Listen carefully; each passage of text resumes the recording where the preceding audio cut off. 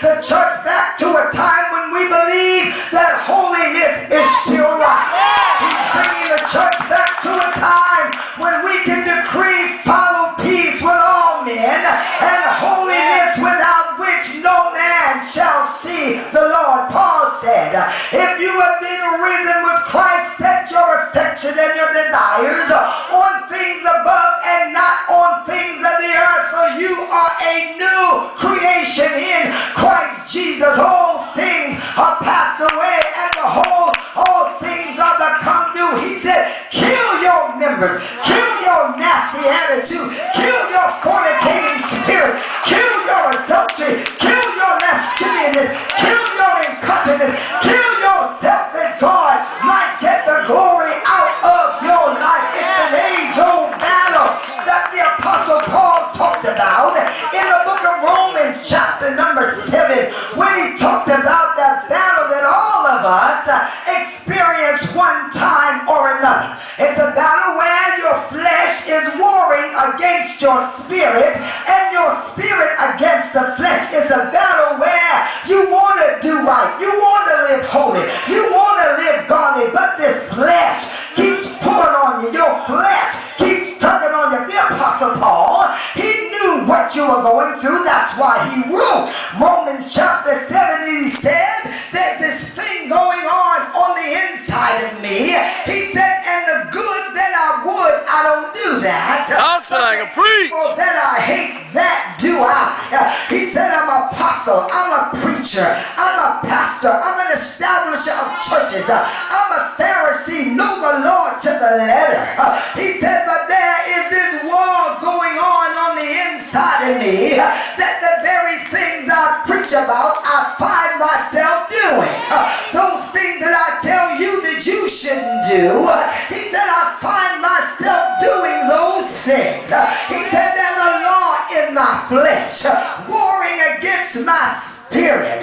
He said, it's a law that I find that when I would do good, he said, evil is present with me. I want to pray, but my flesh won't let me. I want to turn my plate down. I want to consecrate myself. I want to devote myself to God. But this flesh keeps pulling. This flesh keeps tugging. It wants that next drink. It wants that next pipe. It wants that next you know what. He said, and it's a constant battle that's going on. And as a preacher, you would think I had the victory. As an apostle, you would think I'd be an overcomer. He said, but I find myself overtaken by the very things that I preach against. He ended the chapter by saying, oh, wretched man that I am, who shall deliver me from the body of this death? Is there any help for this dilemma that I'm in? He said, I'm in a quandary every day, studying the word but still doing something wrong, going to prayer meeting but still not overcoming in my flesh.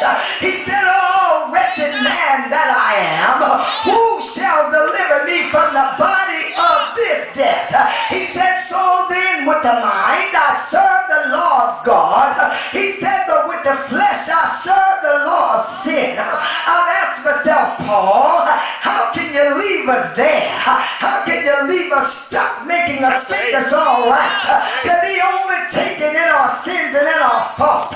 But since Paul was who he was, he didn't leave us stuck to wonder, how can we get out of this situation?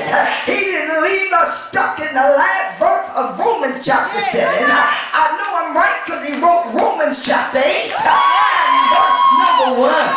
And he said, there is therefore now no condemnation to those who are in Christ Jesus, who walk not after the flesh, but after the Spirit.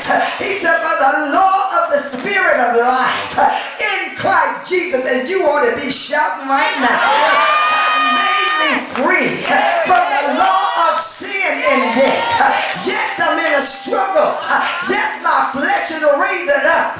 But since I've been baptized in water in the name of Jesus and filled with the Holy Ghost, there's a paracletos on the inside of me. There's someone who lives in me.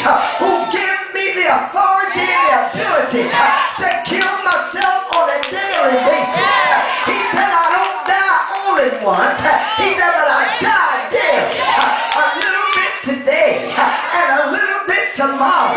He said, I find myself laying aside every weight and the sin that does so easily beset me. It's a struggle. It's a hard thing to do, but with the Holy Ghost on the inside, he helps me to lay aside the stuff that's not like God. He said, I still want to feel good, but I crucify my members. I crucify my flesh. Galatians 2 in verse number 20, he said, I am crucified. I'm dead with Christ. Nevertheless, I live. He said, yet not I, but Christ lives in me. And the life which I now live in the flesh, he said, I'm still in my flesh, but the life which I now live in the flesh, I live by the faith of the Son of God, who loved me and gave himself for me. He didn't leave me to rely on my own strength, because I have no strength. He didn't leave me to rely on my own power, because I have no power. But Acts 1:8 is very clear. But you shall receive